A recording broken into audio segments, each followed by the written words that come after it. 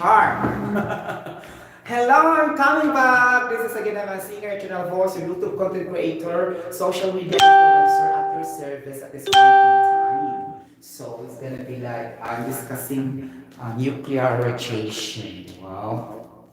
So pero why stopped and post for a while the fermion? Because guys, there's so many topics in the brain cells. And sometimes it will be connected like that, suddenly it will be lost, and again come back, something like that. How can I do this? I need it's about a time to make it a scripted, right? So that I can choose. The problem is I don't love scripted blank. Okay? Ganun. Really, guys. Okay? So, I'm not gonna share pag-start. Okay, ganun lang. Okay. Hiwi, no? Hiwi. Makita ba ninyo? Ako na iba rin akong screen. Uy, charara. Hiwi siya. Hiwi. Ana, di ba? Pwede na. Nakakaloka. Pati arrangement, na-vlog ko pa eh. Supposedly, it should be arranged properly na siya. Right? Ako pa dyan should ipakita ang mga how I arrange. Okay, ganun. O, di ba? O, ganun na. Pwede na siya. Okay? Sa PCAS, guys, I'm doing simultaneous vlogging ang live streaming kasi siya. Okay? Simultaneous. O, di ba? Another angle also here. Okay. Ang safety special, yeah. Medyo malayo ako sa kabila. Wow. Sige lang. Okay, ganun. So, isa po siyang mapalamba ulitan. Okay, nuclear radiation. Okay, this is called also nuclear transmutation. Nuclear transmutation. Okay, like that. This is under the study of nuclear chemistry.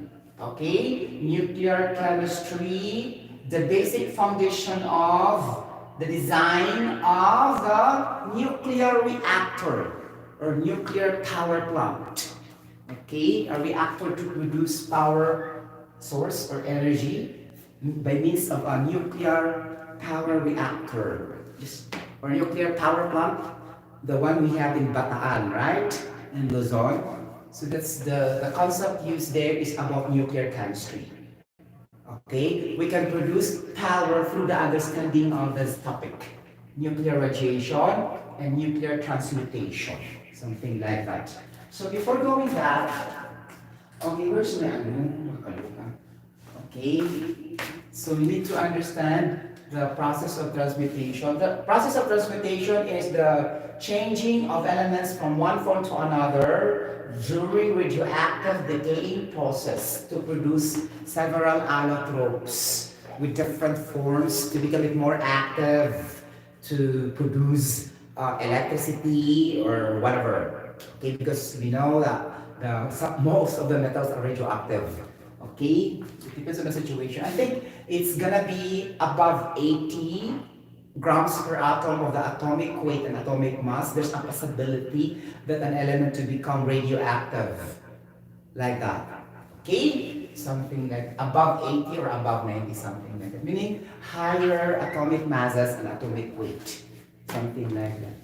So in this topic, we need to understand the most common radioactive elements we have used in radiation. We have the polonium, okay, like that, plutonium, okay, we have the iridium, okay, we have the cesium, okay, we have the palladium, like that, we have the platinum, like that, we have the radium, okay, like that, we have the, iridium, and then we have also the cesium, kalas the cesium, yes, kalas, francium, okay, francium, we have the uranium, okay, we have the promethium, okay, promethium, something like that, okay, meaning to say, guys, in the periodic table, most of the, actinide series, the last row of your periodic table or the last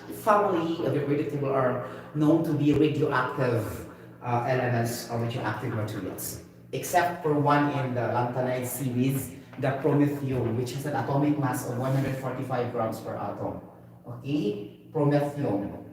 Okay, 145 gram per atom. So as you can see really, we have a higher atomic mass, atomic weight.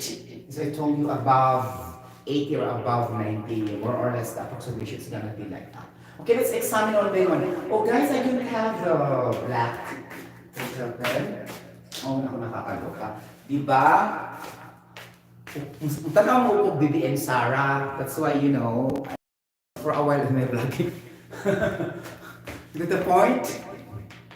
So, muna may tabo. Maminaw ko mga yaw-yaw sa mga vloggers. And then, again, if I feel bored, I need to vlog like that and watch again BBM Sarah and other, you know, importance in the social media, something like that. And my family also are chatting, something like that. My friends also are chatting me in the Messenger, like that. And then I have to read, research. So it's gonna be like that. Even na maklaro ako yung grade nga kuan guys. Uy, akong grade nga. I need to, akong grade nga kuan ba, pero pwede maklaro. In fairness.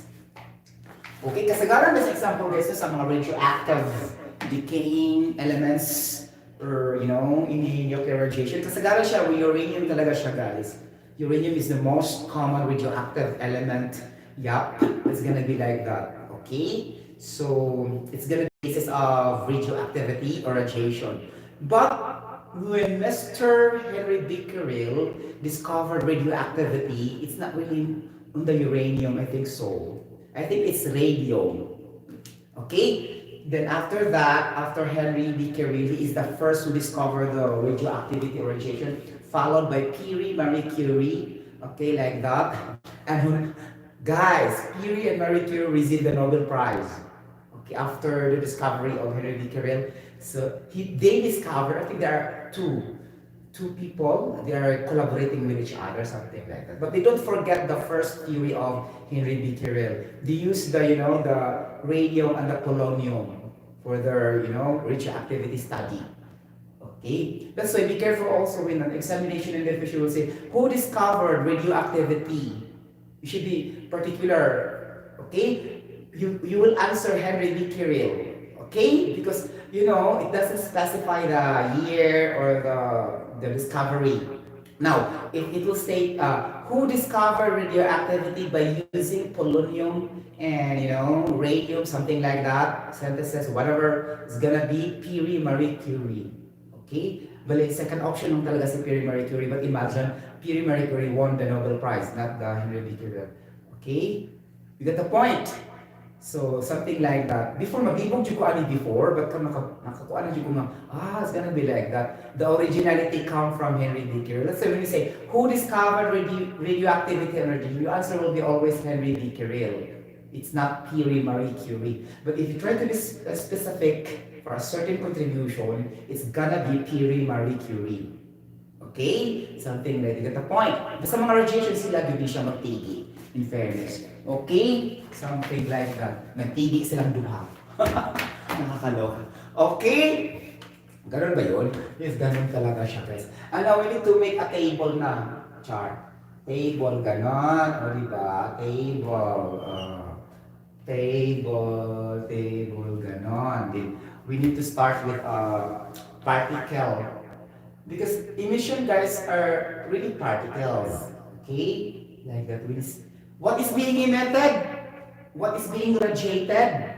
What is being released? And what is being generated and given off are particles. So these are the rays. R-A-Y-S. Okay, like the particles. Or we will say rays. It means the same thing. If you don't need to, you know, yag-yag. Yag-yag talaga. Okay? You got the point? Mga na siya nahitabo mga palanggat ng hitad. Okay? And then, second column will be our masses. Okay, masses. Here, mass or masses, it's the same thing. Okay, it doesn't matter, right? Okay, and then we have here the ionizing power. Ionizing power. Hala, oy, sa short na siya ionizing. Yeah, from the word ion, no? Klaro ka ayo. Right? Ionizing power. And then third will be the penetrating power. Penetrating power. We will understand what is really penetrating power versus ionizing power. Okay, superconducting power. Ganon. Okay, and the last will be the shielding or protection. Like that. Shielding. Okay, like that. And then our rows will be like this. Alpha. Okay, alpha. Okay, meaning alpha emission, alpha ray, alpha particle, alpha radiation is just the same story. Okay, first row, ganon. Okay, second row will be your beta, beta chuba chuchu. Okay, let it here. Okay, and third row will be your gamma. Okay, like that. Okay, and then you have also the photon like that. Okay, photon. Okay, photon, and we have also the positron here. Hindi siya pusit ha, positron na talaga siya. Nakakaloka. So positron, ganon. And then we have also the neutron. Okay, neutron. Okay, neutron chuba chuchu here. Okay, neutron. Okay, and the most popular is the beta and the gamma. Okay, then guys, the kind of shit mga kuan guys, mga just the same meaning. Di ba I told you alpha particle, alpha ray, alpha emission, alpha radiation. You can also say that as an alpha decay. Same story also. So, you know, in examination, they will try to vary that one and don't be confused with the terminologies. It means the same thing. So, calculate the beta radiation of blah blah blah so and so. Calculate the beta decay of blah blah blah so and so. Calculate the beta emission of blah blah blah so and so. Calculate the beta ray of blah blah blah so and so. So it means the same thing, that it is a beta radiation or alpha radiation. Only the terminologies are being interchanged, it means the same thing. You get the point for nuclear radiation. Okay, now, alpha, ang symbol niya, ano higayuna is ganun. Oh, diba? Alpha, beta, ganun. Ganun. Just like a letter B that is round. Like this. Just like letter M, round. McDonald. Here also, beta, round. Okay? Ganun. Ang gamma kaana siya. In fairness. Ganon. Ang photon kay wala siya. Ganon. Oh, photon. Ganon. Okay. Positron is the positive of the beta. Okay? The neutron is, ano lang siya ang neutron? Ano lang siya? Ganon lang. Zero. Okay, neutron. N lang siya ang neutron, guys. Okay? Like that. Okay, but we don't go to the details of the positron and the neutron. Okay, ano ito sa common yung kaayo? Okay, ano ito magdaog dili-ari? Because some of the problems, di mo kayo mag-hisgot ng mga positron, photon, neutron. Just only for the purpose of understanding that they are existent. Something like that. Okay? You get the point? Na, what is the mass of an alpha? Charot. So tinong may mass. When we mean of mass here, this is the AMU, the atomic mass unit. Meaning to say, there's no specific unit na gram ba siya or pound ba siya. That's what we mean by AMU. Okay? In the periodic table check, that one there's an AMU, atomic mass unit. Okay? Because if you put unit on that, that will become the atomic mass or the atomic weight. Okay? But if there's no gram, that's only at AMU, atomic mass unit, something like that. So that's what we refer here as mass, not the with unit. Okay, in terms of radiation, right? Ganon. Okay, ito po mga palangga, ganon siya. Okay, so alpha, ang sama natong mass, we have 4. Okay, like this 4, muna siya. Meaning, that is the AMU. What is our basis, guys, of all the elements in the periodic table? Remember, we have 118 elements in the periodic table. 94 are metals, and 17 are non-metals, involving the gases, noble gases, like that. You get the point. Something that are radioactive, there are at least 36, something like that. 36 runs to 36 to 38, something like that, approximation only. We are not telling you to be exact and perfect as long as the estimation is gonna be like that. Okay? You get the point? Okay. Now, kung saan man ang ionizing power sa alpha, nakakaloka. So this is very high. Okay, very high ionizing power. Wow, like that. Okay, very, very high. Okay. Now, klaro kayo, yung penetrating power is very low. Because this is the reverse. Okay? Very low. Okay, and yung penetrating power. So, meaning to say, it can pass to very lighter materials, right? Something like that. This alpha.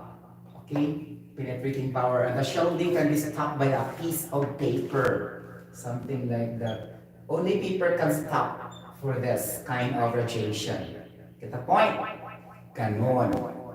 Okay. So, this is 4. Ganong 4 months or so, pero because this is referring to the helium. Helium is just like representing the alpha radiation. So, 4 to helium. Like that. Guys, what's written in the top is the mass number. Mass number, A or AMU. Guys, when we speak of mass number, guys, there's no unit, ha? Don't be confused. There's no unit. Okay? Mass number has no unit.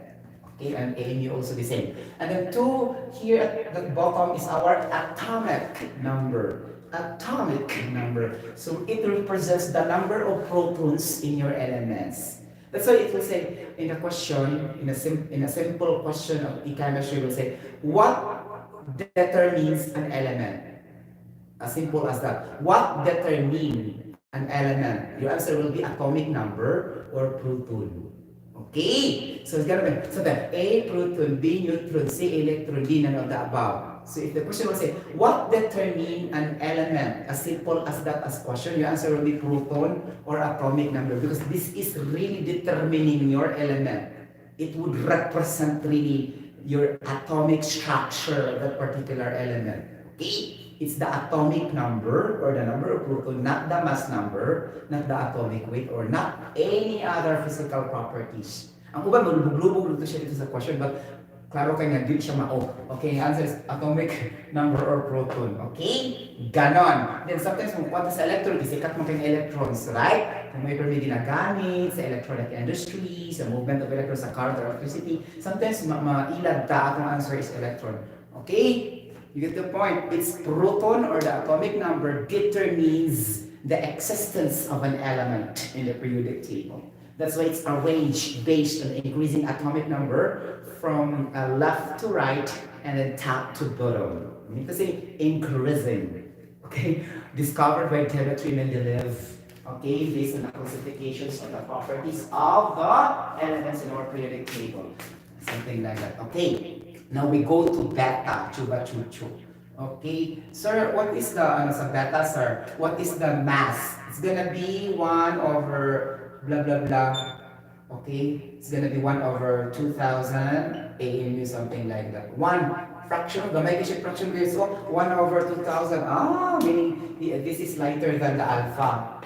Okay, something like that. Okay, so, meaning average ionizing power. Like that, ionizing power, and average penetrating also.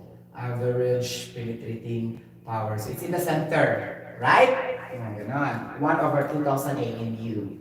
Ganon. Okay. Now it can be stopped by a piece of a metal material. Any thin sheet of metal. Thin sheet of metal.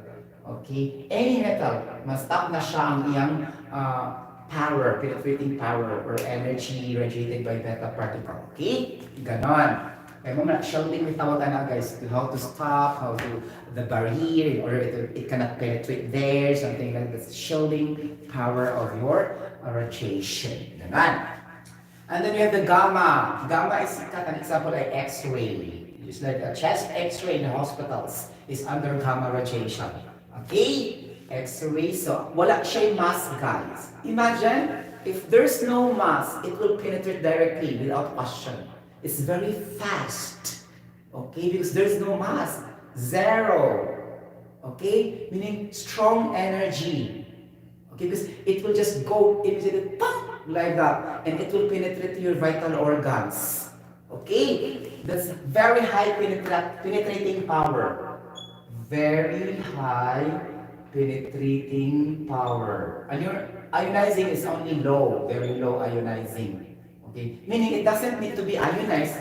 Okay? As long as it will penetrate easily, ganon. It doesn't need to go on a reduction and oxidation to remove the electrons from the atom. No need. Immediately, it will go directly to your vital organs and penetrate to your cells.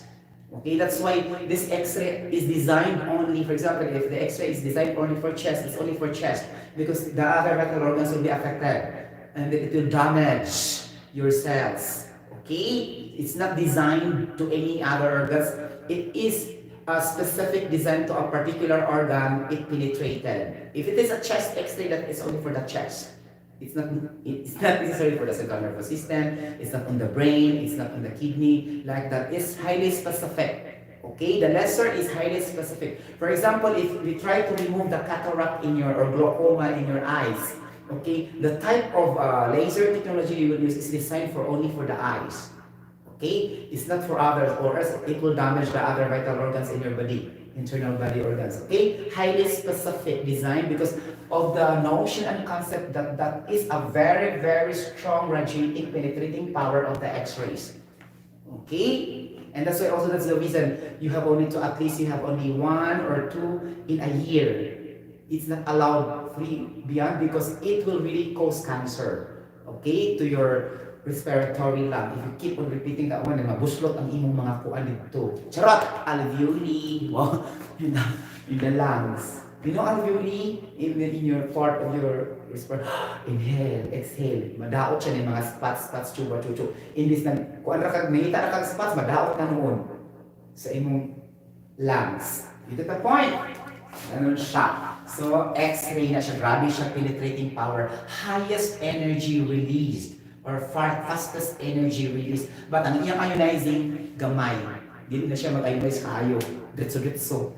Once, ikuha na siya sa technology, and then, ganon! Grabe kayo siya, kuan, energy. Nakakaloka. Okay, now, mass is 0. Imagine the mass is 0. Okay, basing only to the energy. Okay? Okay, based on motion, energy, zero. Zero mass, but higher energy. That is the characteristic of an X-ray. Okay, ganon. So, ang photon, pareho na siya, guys. Zero po lang yung mass. That's why, photon is known to be an absorber. Meaning, a borrower of another electron's energy. Because the mass is 0. Okay, usually, he will imitate the characteristic of an electron, this photon, right? In the theory of photospectrophotometry, right? Under the theory of Max Planck, right? You get the point? Max Planck, which is very, very popular in the energy radiation of a light. You can still remember that one. Okay, now the light, for example, this is in front of me, I have the fluorescent. The particle will be emitted there is not electron, is not proton, is not neutron, is not positron, but a photon. P-H-O-T-O, and that's a photon, meaning light, illumination. Something like, you get the point? So the light will illuminate by radiating, oh my gosh, nakakaloka. By radiating the particle, guys, it will borrow the electron's energy. Electron, okay? Nakakaloka, and then it will behave like an electron also. Okay? So that's why photon travels as an electromagnetic wave.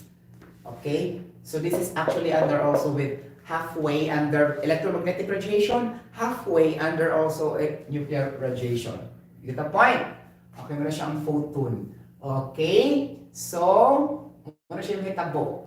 Okay, this photon and positron you don't have to be in detail. As long as we know already the concept class. Okay, positron is a positive electron. Okay, positive electron. Electron can act as positive, can act as negative, but popular in its negative state due to the process of electromagnetism, electrochemistry, and the law of polarity. Like that, different charges, positive and negative. So there will be a polarity, polarizable. Okay, the law of polarity, the law of magnetism, basically under the subject of electromagnetism. Okay, the same poles, repel, unlike poles, react. You get the point? So positive, negative will react. That is the law of polarity or magnetism. But if have the same poles, the same charges, it will never react. Okay, like that. Okay, neutron is 0, 0, chuba, chucho. Okay, 0 charge and 0 charge like this. This is neutron. Ganun, 0, 0, chuba, chucho. Okay, see, 0, 0. Yung katapon mga palangga kong hitad. Okay, ganun siya. Kung neutral ang compound, so we need to say there's no charge. Okay, 0 ang yung charge. Okay, for example, calcium carbonate. Ganon. So calcium carbonate in its existence, no charge.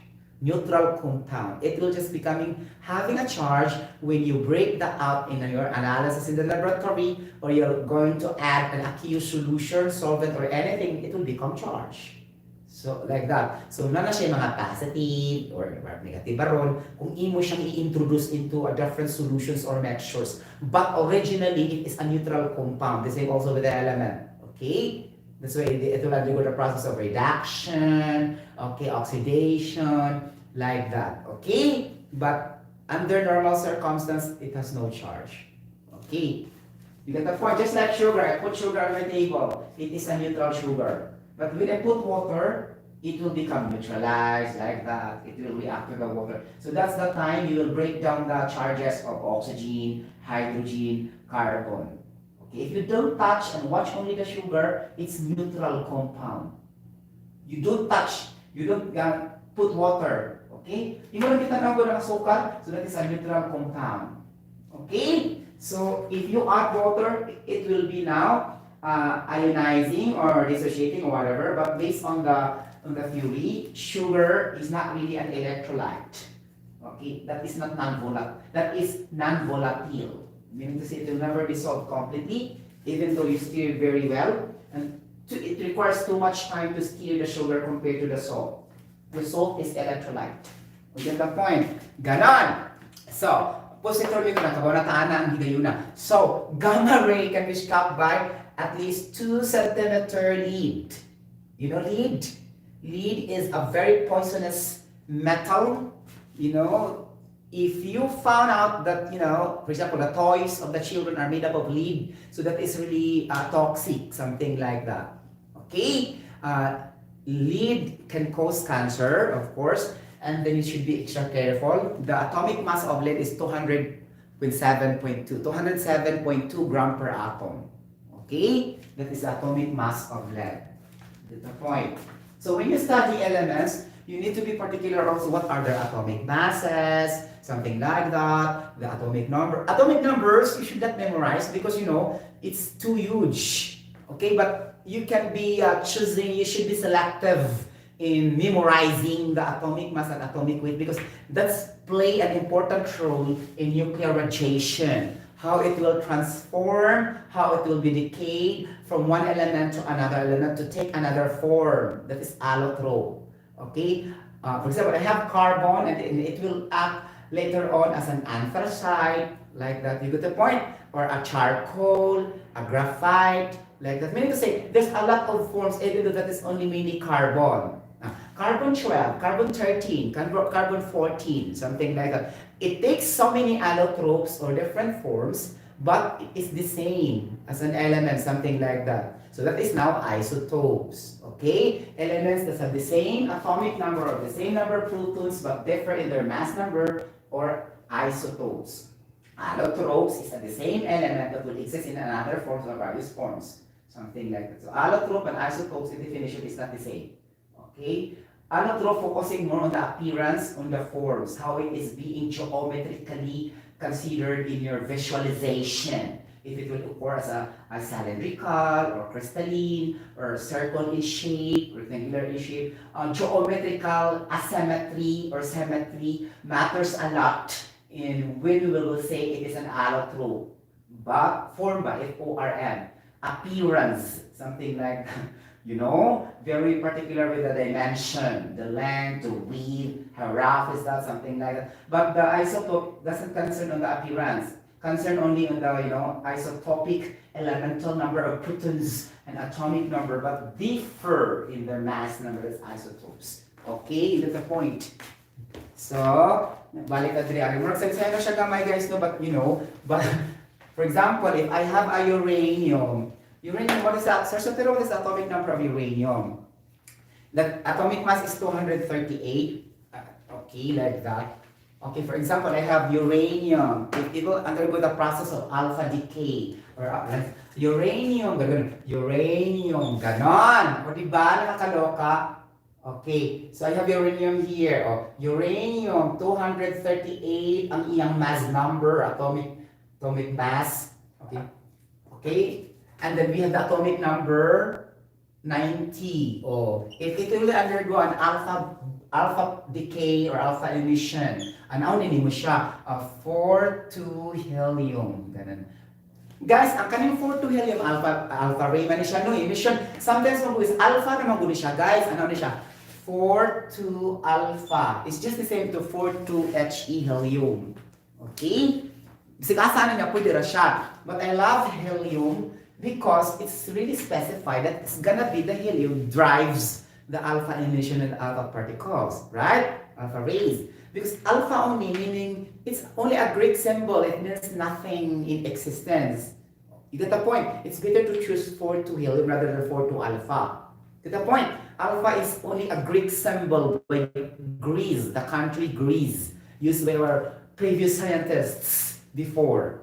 They love Greek symbols. For example, alpha, beta, theta, gamma, epsilon, like the rho. So they love that kind of symbols in our science, you know, discoveries of our previous scientists or all scientists in the 17th century, 18th century, and 19th century. Okay, not so much in the 20th century because a little bit of advanced talaga siya.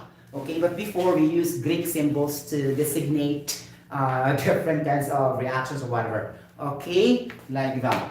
Okay, so ganon. Ano mo siya guys? Okay. Oh, unsa man ang element. What is the element unknown for this in your alpha radiation? Ganon. So you will say plus something and then plus something also. So like a math, very easy. Is that x, and also this is unknown. Let's say unknown. What akabaw? Ito circle, ganon. Nakakaloka.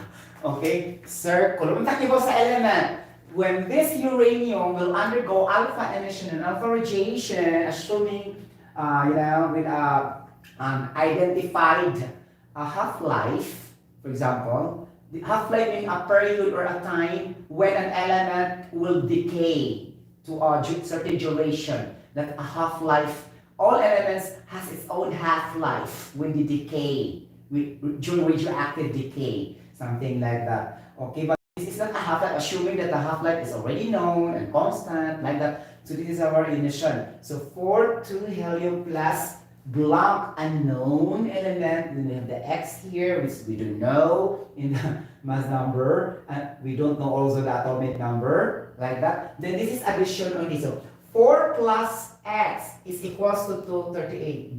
Basic math, very easy. Good. 4 plus x is equals to 238. Basically, 238 minus 4. Right?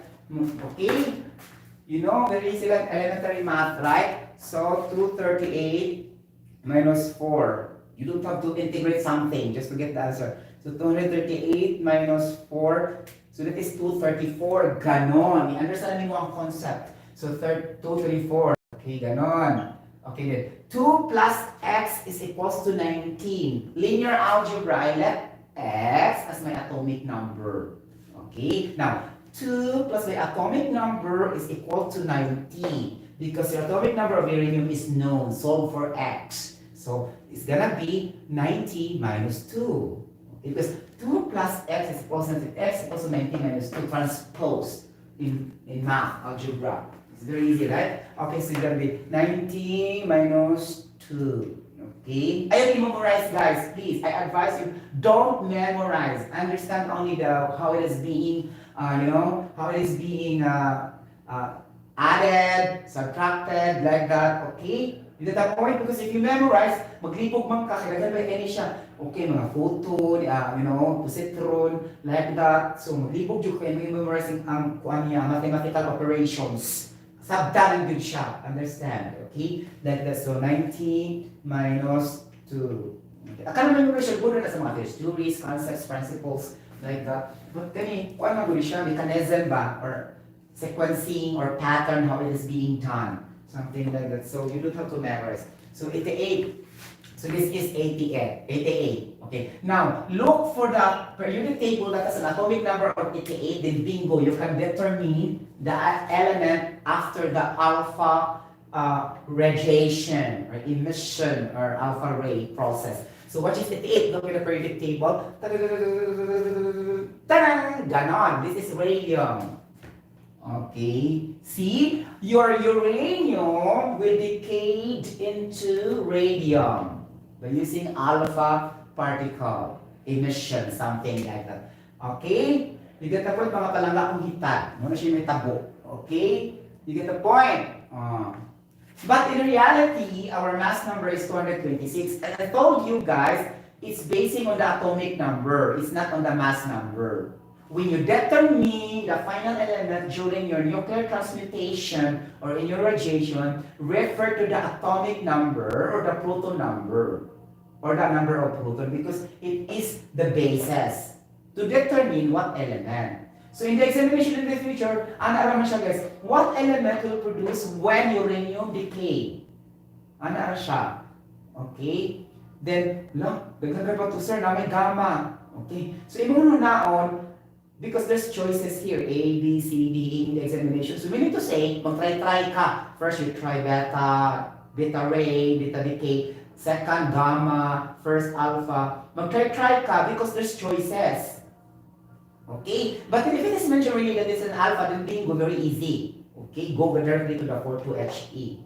Ganon. Okay, but gibitik naman ka sa question. Good. Okay nga. What is the element form after radiation, after alpha radiation, after beta radiation, nababasan. So, okay, ang anak siya guys, okay? Muna siya ang alpha ray emission, okay? And itutuyok pa na siya outside, nakatabot na ko na siya problema, okay? Nakakaloka. Diba? Ganon. Okay, now we go to the beta emission, okay? So, ang iwan bitiman ang mga palanggang, iyan yung formula itong mga beta, alpha, gamma, ganun-ganun. Okay? For example, anak na yun ko ay uranium. Sure? Uranium lang, kung tayo nilalay para mag-consistent ka ba? Diba? So, uranium, 238. And then, this atomic number of 90. So, kumukuhaan siya mga palangga mo, beta, ano siya? Beta emission. Sure? Okay, beta emission is 0, negative 1. Ganon. Okay? Diba? Nakakaloka. Okay, 0, negative 1. Okay, anak siya guys. Ang sama nimong buhaton yung higayon na. So, plus, unknown, circle, which is element. Okay? And then x at the top and x downside. Okay. Ganun lang din gagawin siya hapon guys. Okay. 0 plus x is equals to 238. Mga ganun. Okay? You get the point? Anaunin mo siya. Okay, unsa man yung element na mabilong niya ang higayon na. Okay? So, what ka? 38 lang hapon. Okay, 38 lang hapon. Kaya ano siya? 0 plus x is equals to 38. Ito 38 lang hapon, right? And then, negative 1 plus x is equals to 90. O, pila naman na siya. Ano? Negative 1 plus x is equals to 90. Algebra, x is equals to 90 plus 1. This is 91. Okay? Then your x is 91. And look for an element that has a 91 atomic number. Something like that. It's gonna be ganon based on our captured brain cells. Charot! Okay? This is gonna be palladium. Right? Palladium. Atomic number palladium. Okay? So palladium will undergo a beta decay in radiation. Ang nakita ko mga ganyan yung sahay guys, no? Ang yung beta, butangan siya chuba-chucho diri. Meaning to say, butangan siya known element ba? Dili kay beta ra, butangan sa thorium, ganon. buta na siya thorium, ano, and then undergo a beta. So, imo siya mo siya i-minus minus, plus plus, and then you get the element. Akong gibuhat, general naman to siya, katong beta. But sometimes, butagan din siya element. Okay? You get the point here na. For example, for the purpose of conversation only, 216 thorium and 80 thorium under from 238 uranium go a beta decay. Yung ganon. So, imo check kung i-subtract guys ha. Ano yung beta na yun, ano siya. Okay? So, akong ikuan ato, ikuan na lang to, general. You get the point? Diba? Ganon. So, muna siya. Di ko ato kag gamma, lahi na to siya kay pampasok ni mo tanan ng mga alpha, beta. Nakakaloka. Okay. Basta kamaulan ka, if you know how to subtract, to minus, to divide, ano lang, subtract and divide, subtract and add, then you will get perfectly this type of topic. Because it doesn't require complexity in the operations, in the mathematical operations. Only positive, only minus and add. Okay, subtract, add, subtract, add, subtract, add. Okay, now, ang atong i-memorya, kanina siya simple kaayo. Ang paano siya, 42He, ang beta decay, beta, and then negative 1 ng electron, di ba? So, 0, negative 1. Ang kanang beta sa guys, marasa di siya ang electron. Sometimes the books will put small letter E, but just the same to beta. Okay? Don't be confused also, just like also alpha and helium. The same na siya. And then for the gamma, wala siya. Specific siya. Tadadat, ganon. 0, 0. Ganon. Now, due to the, what do you call this one? Irrelevance of the values, what do you call this one? Negligible. Ang mga neutron, hindi siya i-appeal. Okay, neutron, positron, like whatever. Kanila yun ang magdagbida. Kaning tulo. Alpha, beta, gamma ray. Because ang katong uban, di man ka siya mo-perform because negligible effect, something like that. Kung imo siya ipugos, pwede lang sa, pero dito siya permi ba? Okay, not necessarily the neutron, positron, mga gano'n, whatever. Okay, kanina siya ang permi magdagbida. Alpha particle, beta particle, and then the gamma. Okay, the gamma is also zero mass number and zero atomic number. Ipuno-puno na siya, pero hindi pa na siya paagi ato. You add something, then let x, di ba? Ganun lang. Let x unknown of your mass number is equal to something, chupa chuchu. And let x is atomic number, let chupa chuchu. Linear, ano siya guys? Linear algebraic expression in which you're trying to assume the unknown quantities. For example, if you remember algebra, function x and y. Algebraic expression. 2x plus by is equals to 3. Diba? This is your algebraic expression. We have the order of expression only one because there's no exponent. Exponent is the order of number, order of your expression. And the expression will be this one algebraic expression. This is a polynomial, meaning linear. There's no exponent. And your terms will be 1, 2, 3. Terms are the groupings. Okay, first term, second term, third term. And your expression will be linear only because there's no exponent. Something like that.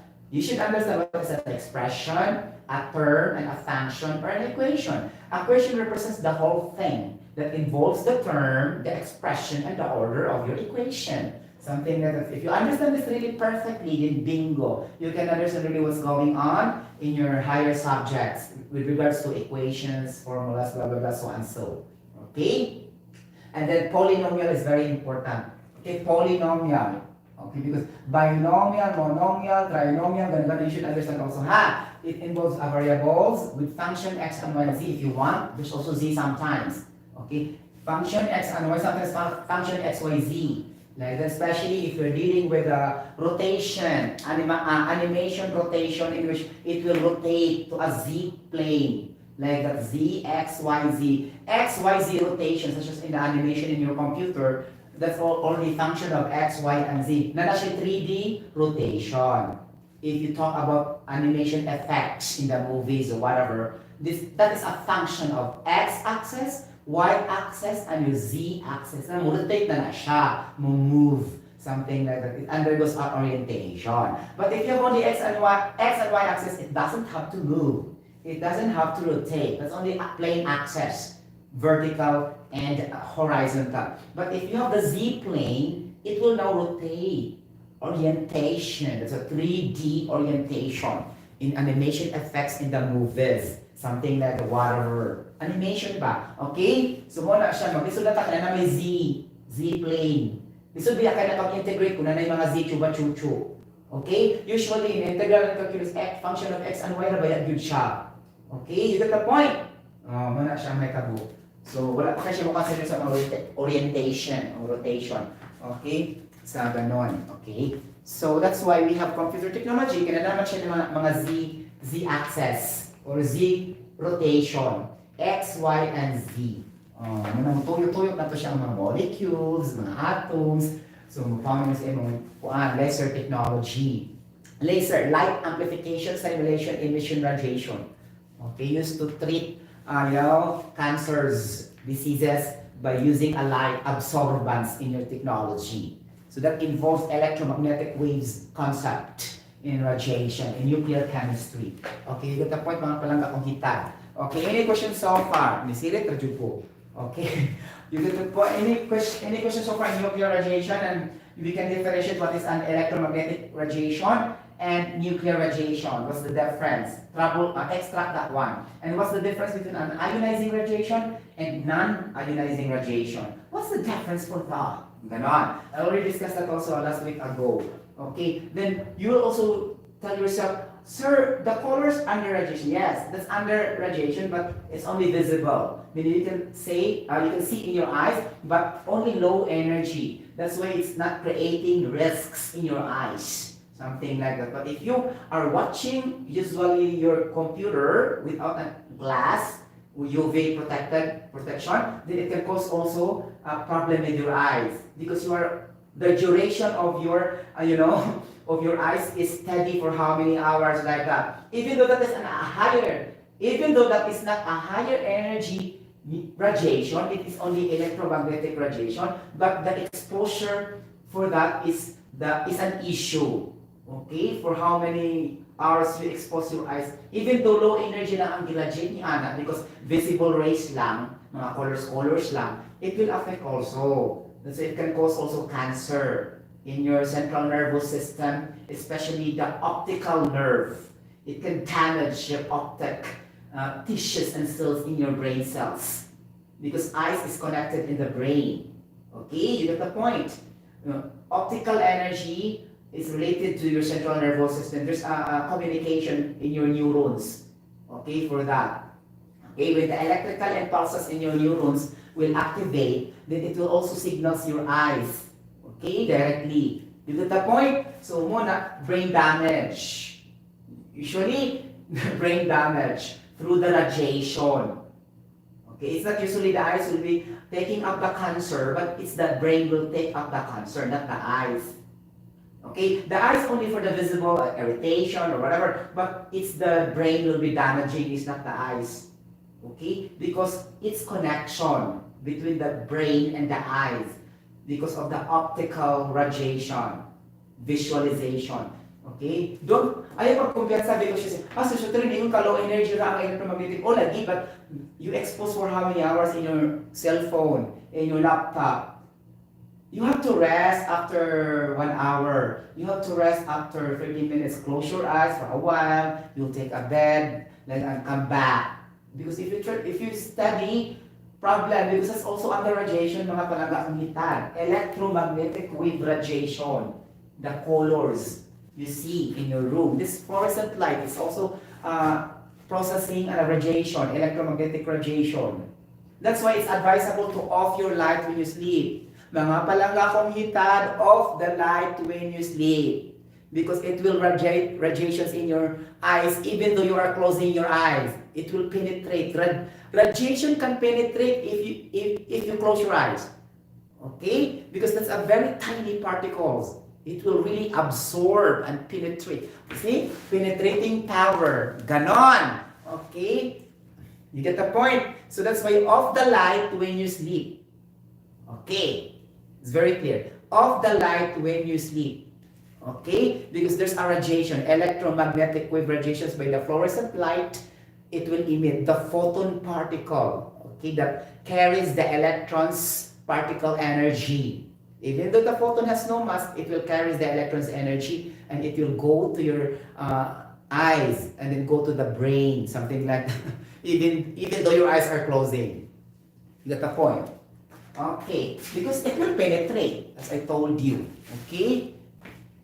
You get the point, mga palangga? Ana na siya, mga palangga, ha? Ay kumpiyansa sa mga lights, visible rays. In fact, low energy na maguna siya. No, it's not. That's still a radiation. In fact, nangangamatay, ana. Okay? Because of too much exposure to the radiation of the phone. Okay? Of the technology. It's not nuclear radiation, but that's still under electromagnetic radiation. Okay? Meaning, constant exposure will damage your cells in your central nervous system. Ganon. Okay? Ganon mga palangga kong hika. And now, we go to the different electromagnetic spectrum. Ganon. Like this. Oh, I'm wearing a red. Okay? You can see it in your eyes because this t-shirt will radiate. Radiation of this red color. Okay? So anything you see around you, it radiates energy because all colors is under radiation. Electromagnetic wave radiation, but only small energy will be released. It cannot affect the tissues like that or whatever. You get the point? Mubalik ka sa visible radiation, visible ray radiation. Visible ray radiation, mga colors. Okay, orange, red, yellow, nakapaluka. Diba? Ganon guys. Okay? Hello mga palangga akong hitad. Bilang sa kong coffee ha, pro-activate akong brain cells. Charot. Nakakaloka. Hi. Uy, mga ako sa tag-banana. Uy, ako'y banana for healthy bone. Charot. Uy, banana. In fairness. Diba? Yellowish. Okay. Do you know why the banana will become yellow from green? What is responsible for this? Why the skin of the banana turned into yellow from green originally? Even it became ripe, R-I-P-E. Okay? Anybody? That's because the presence of malic acid. Malic acid is responsible in changing the skin of the fruits. Okay? And also contributes the taste of the fruit. When it becomes ripe, it will become sweet. Like that, due to malic acid. So what's the formula of malic acid? 4 atoms of carbon, 6 atoms of hydrogen, and 5 atoms of oxygen. Ganon. Okay? You the point. Ganon. Okay. Malakas sa radiation ha. Moro rin tayo example sa pero guys, magbalik-balik naman good guys. Yan siya I say, magsayo naman siya kayo, plus rabiya ka. Char. Diba? Plus, minus na ganun. Bingo, makuha na yung mga element. Charot. Diba? Ganun lang. Diba? Ano siya ang atong nuclear radiation. Di sa tama kumpiyansa nga topic kasi a lot of people died also through radiation. I tell you, especially the ultraviolet rays of the sun. Okay? Actually, ultraviolet rays of the sun, the wavelength is beyond 750 nanometers. Okay? Though it's quite long, but again, as I told you, it is the duration, how you are being exposed. How many hours, and then, it can cause cancers. Okay? Especially if you have so many dead cells in your epidermis. You know, epidermis is the outer layer of the skin, and then when the ultraviolet rays of the sun absorb there, Okay, then burden, it will really go into your tissues, so and so, blah blah blah, so and so. And if you do that all the time, then burden cancer will be happening. Okay, something like that. Okay, but be sure also not to be exposed too much. Okay, because we need also vitamin D of the sunlight. Okay, sometimes you cannot understand, right? Sometimes it's gonna be like this, and there's also disadvantages. So meaning to say, we need to be on the middle, not frequent and not also less, not also high. Because if there is good, there also bad. Something, you get the point? You know, for example, we have cholesterol level inside our body. Since we know cholesterol is needed also in the conversion of your, conversion that to vitamin D. Because this ultraviolet rays of the sun, the radiant heat of the sun, will absorb the cholesterol to convert that into vitamin D. Now, if you don't have enough level of cholesterol in your body, so meaning to say you don't have also vitamin D. Because this cholesterol is the ingredient in order to manufacture vitamin D from the heat of the sun.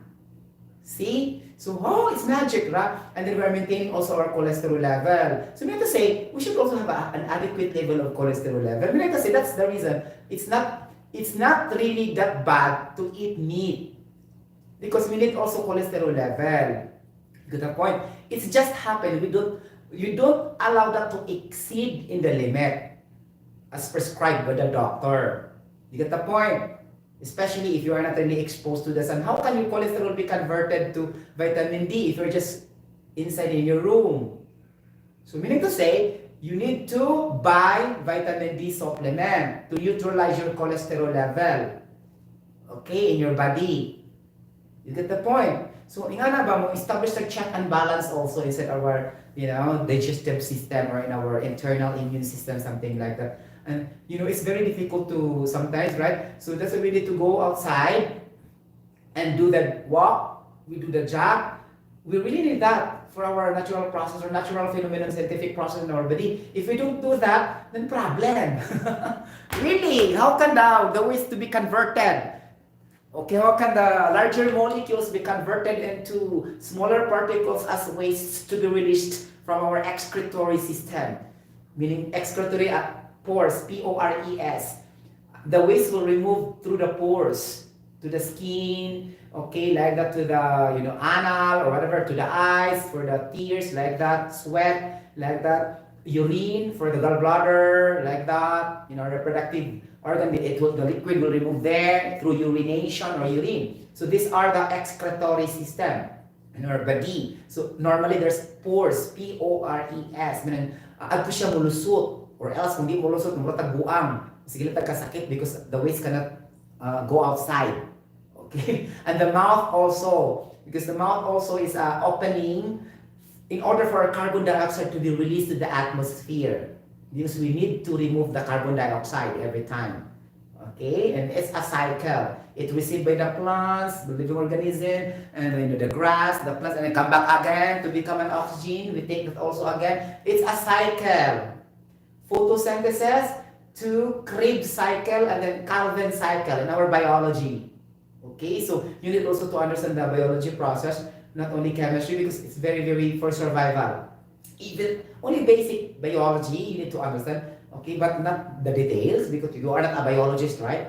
You get the point? So only the basic thing, okay, and then so that because oxygen and carbon dioxide is very important. Without that, we will die, sure. Okay, without oxygen, without carbon dioxide, all of us will die because CO2 will be exhaled and oxygen will be inhaled, and we need that for our cellular respiration of our vital organs, dili alatul every second. Okay? If that is the case, we don't have a proper digestion if we don't have oxygen and carbon inside our body. Okay? Carbon atom, oxygen atom, hydrogen atom will always go together inside our body through the carbohydrates, CHO's family. Carbon, hydrogen, oxygen. Muna siya pinaka-basic na elements. Without these elements, we will die. Okay? All plants and animals have CHOs. Okay? Like that. You get the point? Really? Okay, mo na siya atong sabtuno. Saan na siya? Okay, we should dig deeper. What's the disadvantages? What are the advantages of eating too much of this kind of food? What will happen to me after 50 years old, after 60 years old? Will I survive? Do I create wrinkles in my head after my collagen protein drops when I grow older? Remember, protein is the building block of life. You can never sustain. You cannot stand. You cannot walk if you don't have protein in your body. That's why we also need to eat animals, meat, because it needs protein. Because the point, you need to be balanced. It's not always just saying, I will never eat meat because I want to be thin. No, you have to eat. That's requirement, protein requirement in our body. Okay, it's only meat because meat have a very high level of protein also. You get the point? Anak siya. You should balance. What is bad only if it's more than the level of this protein, blah blah blah, so and so, level of this cholesterol, level of this fat, like this, blah blah blah, so and so. You get the point? We need also fat for the fuel, heating and cooling cycle in our body. Okay, because we can create another substances if we have good heating and cooling system inside our body. Okay, and fuel will act as a fuel is the fat in your cell membrane. You know, our vital organ cell membrane, the skin of that. So it's very easy to bleed if there's no fat. The fat will act as a barrier in order it will not be bleeding easily, it will not cut easily our large intestine and smaller intestine. We need to maintain the level of fat, FAT. Okay? Now, it's more, that's the problem. Meaning to say, if it has become more, it will become problem. If it will also become too much less, it will also become problem. So I think that's optimal level. We will always have optimization calculation in everything that we intake. Okay? Optimization calculation. So again, math, right? How can we optimize, like that, blah, blah, blah, so and so. Na yung mga computation, anak guys, really. Okay? Sa kinetics, sa chemical reaction engineering, kasi mga optimization, sa economics, engineering economics have also optimization, ganun.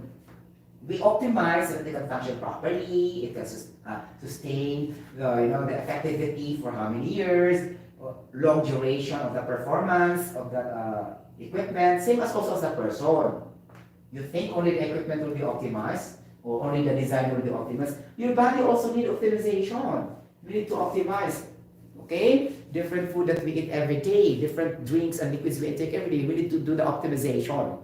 Okay? Though we don't need to compute, you need to balance. You get the point? It doesn't necessarily mean if you have to quantify every time, 2 grams of like this I want to eat. No, it's not like that. You can feel that what is more, you can feel also what is less. Okay? Ana lang. Okay, get the point? What is really frequent or not, moderate or not, you can discover that by yourself. Nakakaloka. Okay, hindi na kailangan i-teach pa. O di ba, mga BBN Sara supporters, di ba ganon? Char. Ganon ba yun? Uy, wad yung naroto akong sa akin, kasi kong yaw-yaw. Kaloka.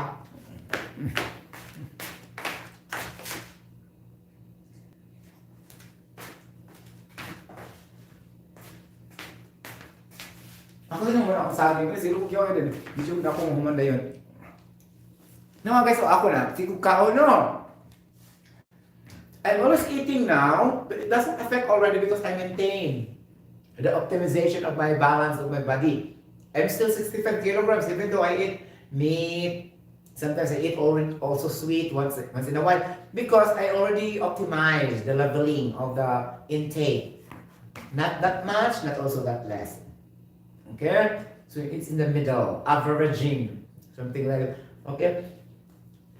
And sometimes I wonder why, and I feel, I'm becoming fat now because I eat hopia like that. Hopia is very, sweet, right? And then sometimes also like too much sweet in the aloe coffee, 3-in-1. Maybe I will gain more weight now because there's a sugar fortification of the 3-in-1 coffee like that. But when I measured in my weighing platform, still 65 kilograms, meaning to say stabilization already achieved. Okay, including the, what do you call this one? Plus and minus tolerance, preciseness of the measuring. plus and minus, medyo mo fluctuate siya 1, 2, 1 point something, di ba? May if you determine the accuracy, at least plus and minus 1, like that. Okay, so di siya mo taas guys, in fairness. Isa di siya mo ubos. Nalagyan siya dito sa between 64 to 65. Ganun. If you are trying to optimize your weight, okay, or you know, you need to balance something like that. Okay? Di ba? Ganun. Makakaloka.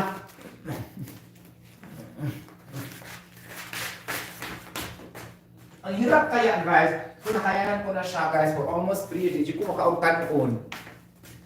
I'll never eat white rice for almost 3 years. Really. I wish also to become more, ako dyan i-obserbahan mo, tampo pa kakunog, sa mukha ako mga tamis, whatever. Okay? Kaya fruits mango guys, I tell you honestly, fruits also contains fructose sugars. And this is also a type of sugar that will inhibit the vitamin D absorption and calcium synthesis inside your body. So even though you have a good level of your calcium, but this fructose will fight. Okay, so it will inhibit, meaning it will lesser the function of this vitamin D because you keep on eating also the sugar sa mga fruits. Okay, like that. That's why you cannot understand sometimes this is also good, but sometimes it will also bad due to the reaction inside our body. Okay? That's why when you do exercise, di ka magpalabig prutas because there's sucrose. Sucrose can inhibit the proper metabolism also. You get the point? Though these fruits are good to the health, but if your purpose really you want to have an abs, a muscular body, it's not advisable to keep on eating fruits because fruits are sweet and this fructose sugar will not really produce rigidity of your abs, biceps, like that muscular abdominal pain. Can you observe me? I don't have the abs na kasi mukha ko naman yung prutas. Mga tamis, like for example, banana, apple, orange. Ang sugar niya na higayon na mga sucrose, manggod. Got the point? Na since me, I don't maintain multivitamins. I don't take multivitamins and vitamins. Okay? Nirely ra jud ko sa fruits and vegetables or fruits. Then how can I survive if I will never eat fruits? Since I know I never eat white rice. Okay? So I cannot survive, right? So to manipulate the balance, that's why I also eat fruits. A lot. Something like that. Kaya kung saan ko kakuan, hindi ko maluya ko, lalaki ko makakuan, maluka pa sa sahog. I don't have enough energy. Okay. Bahala na lang ng abs diha or whatever. Basta healthy ko sa other aspects. You get the point? Okay. Kung saan ng abs, so I'm not an actor, I'm not a celebrity, or product industry I have to maintain my abs. No, it's not. I'm an ordinary person. All I have to do is to protect my health. Okay? No need of... anyway, I'm not fat. Talaga siya eh. Sakto lang eh. Char! Ganon! O diba? Hindi ka magaling ko kupya. Okay? Una, mukha nagpaabot yun na ako. Char! Nakakaloka. Malingon di ko ng hupya, eh. Fairness. Uy, mga ang tag-hupya. Kaloka. Tamis kaya yung hupya do. Nang gano'n sugar, you know, sa tunga-tunga. Nakakaloka. Ako yung ako yung away ang hupya. Charot. Nakakaloka. Okay. Ano nga pupukuan ako, activate akong brain cells. Coffee without sugar na food. Ang maximum sa coffee guys, no? Ano lang, 4 times in a day. Maximum coffee intake. And if it will go beyond that, it will cause irritation, not irritation, irritability. For example, dahil na ka masuko, dahil na ka ma-high blood, kasi wala yung number, masigit ka suko sa mga anak, sa mga asawa, kung masigit ka coffee, upat kabisi sa kanang tulo na jod, ay palabi kayo makapos ko ng irritability. And then, sometimes, hindi na ka makatulog pag-ayo, kaya silang kaganang nagbuka dyan yung mata per me. Okay? Kay, kung ano na siya guys, stimulants. Ang tungkol sa caffeine. Stimulant, it can stimulate your, thinking, your visual, your movements, something like that. If you drink coffee, it helps you to become active and energetic. Now, if that is the case, sige lang ka coffee, hindi ka makatog. Active naman ka per me. Okay? So that's why like that. Even though, let's say, taas kayo yung kuan, yung dopamine hormone, like that, hindi ka po siya makatabang. Okay? Diba, mga palangga? Anak siya. Nakakaluka. O diba? Kaya mga hormone, makatabang man ang mga hormones, mga siya mga chemical messengers to communicate between the vital organs and to your brain cells. For example, if, I am very, very hungry, then, for example, my stomach will communicate, especially the pancreas, or the intestine will communicate, the hormone will communicate to the brain cells. Oh, I need to eat like this, and they will communicating with each other, and you will eat, something like that. And then, muna siya mga functions sa hormones, chemical messengers in our body. Okay? So without these hormones also, we are not healthy because how can they communicate properly? Right? So something like that. And then, ang hormones na to, they will just get the desired appropriate substances they need. That's why if we have so many sugar, mura siya makuan, mura siya ma-overpowered. So, mahimo siyang mura siya mabuang, mapanik siya ba? For example, dahil sugar imong lawas, and then maglibog na siya, kung saan niya pag-regulate ang imong insulin level. Something like that. Oh, so, di ba, magamay na pa imong insulin level, mag-ada po kag insulin, if you are have so many sugars, muna tungan yung type 2 diabetes, muna maglisod siya regulate, muna imo na yung sakto imong intake, ang chemical messenger hormone, madali man ka siya mura siya balibog. Okay? You get the point? Hindi ka communicate dito sa brain. You get the point? Anak siya. Nakakaloka, di ba? For example, if you crave for, ice cream, like that, imo siya panikamutan, hindi ka magpalabi kay ang imong hormone ma-affected mo na communicate sa brain mo. Sige na lang kagkaon. Muna, you become addictive. Okay? Addiction of sweet substances. Because your hormones, you're really not following the function of the hormones. Hindi mo siya giabusaran. Because when you reach the limit, na sakto na, you keep on eating. Actually, you can feel that when you're becoming full. You get the point? When you are full already, you should stop eating. Okay? And you will feel that. Okay?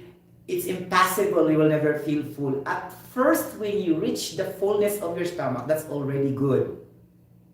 But what happens due to, for example, you have so many levels of serotonin hormone, like that meaning the ability to crave for something, and then you have too much level also of your endorphin hormone, then meaning to say, you keep on eating something sweets, something like that, and you cannot control. Okay, now, problem. Okay, so you get the point. So at the first you will become full. For example, I will eat the chocolates, right? Take note when you in your first bite of the chocolate, okay, it's the same taste you will receive even though you eat 4 chocolates. Still taste the same. What if you will stop eating after tasting 1 chocolate? Because it's just the same. You get the point? By the time you fulfill already your tongue, your stomach, then stop it, kalas. Okay? So that's already satisfying your craveness. Okay, but if you do beyond that, problem, there will be muna na siya mga hyper meaning too much, hypo meaning lack. Okay, you get the point? Meaning say, if you have a low blood pressure, you have having you have a hypo. Okay? You get the point? Hypo, not hyper. Okay? You get the point? So, gamay ng imong level sa imong blood. Okay? You get the point? Hyperacidity, dagang acid kay hyperman. Hypoacidity means less acid. Okay? Sa adjective doon na ka sa hypo, sa hyper, like that. You get the point? High blood ka, hyper yun yung leveling sa imong blood pressure. Okay? You get the point, mga palangga kong hitan. Okay? Mo siya na hypothermia, hyperthermia. Okay? Hyperthermia meaning excess or too much heat level inside your body. Kaya heat man na siya. So hyperthermia. Hypothermia meaning always less level of your heat energy inside your body.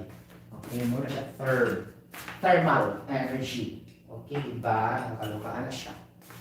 Okay, so hypertension, di ba? So more. Hypotension means less. So low blood pressure and high blood pressure. Okay? Ganon. So English matters a lot, right? Prefixes. Meaning you put that before the root word. Okay, the root word is tension, you put hyper, so hypertension. Okay, like that. For example, prehistoric story. So meaning say before. Okay, so kay pre man siya. Okay, like that. Postpaid, prepaid. Di ba sa mga cellphone? You should understand that the post, what is a pre. Muna siya, attach na siya. Okay, nakakaloka. Okay, mga pangangga kong hipat. Time check brought to you by Alaska Powdered Milk. 96.3 W Rock. Diba? Time check is brought to you by... Huwag tangan may kung akong buwan. Okay, guys. Hello, bye-bye everybody. God bless everybody. See you later for my next vlog. I'll be coming back. I will be discussing to you the kinematics, angular motion. Okay. If you have also the kinematics linear motion, we have also the angular motion. Ganon. You should understand what is an angular momentum, angular velocity, angular speed, meaning it carries a rotation, something like that. Okay. And our unit for that is a radian, blah, blah, blah. Okay. If you remember trigonometry, don't forget trigonometry in this topic. Okay. So 2 pi radian. If you convert radian to angle, if you convert angle to radian, so right like that in trigonometry, if you just remember it, and our conversion will be pi over 180. Ganon. If you convert a 2 pi like that, if you 360 degrees, o ganon, sama na siya. And then, una siya sa tunga, ano siya, 1/2 pi. And then, 3/4 pi. Ganon. Tuyok, 2 pi. Ganon. Diba? You can remember in your trigonometry, and then we have also, you convert a pi over it, cancel, and you can get the degrees. How can you compute 90 degrees? Ganon, diba? Sakto ba? Nakakaloka? Diba? Ganon naman, diba? You get the point? Ganon. Okay? 2 pi. Meaning, circumference talaga siya. 2 pi r. Okay? Circumference of a circle. Like, 2 pi r. Mano na siya pi, kaya mga radian mo na siya chuba-chuchu. Okay? You get the point? Ganon. Radian to angle, and angle to radian. Okay, ganon. Muna siya mga very important to note in studying what is called kinematics, angular motion. Not linear, ha? Angular na kita. May mga angle tubas. Okay? You get the point. Thank you so much, guys. I'll be coming back for that topic later. Kay mukhaon sa kukuan. Char! Hindi na kung kanon eh. Basta. Bye-bye. God bless everybody. See you later. Click the notification bell for some viewers after I'm saying eternal voice. Okay, ba? Red na red si Junjun. Bye-bye. Red, dark red. Oh no, dark pink. Wow. Bye-bye. God bless everybody. Charot. Charis. Diba? Nakakaloka. Nakakaloka! Nalulukang kapatid buhitad. Ganon. O diba?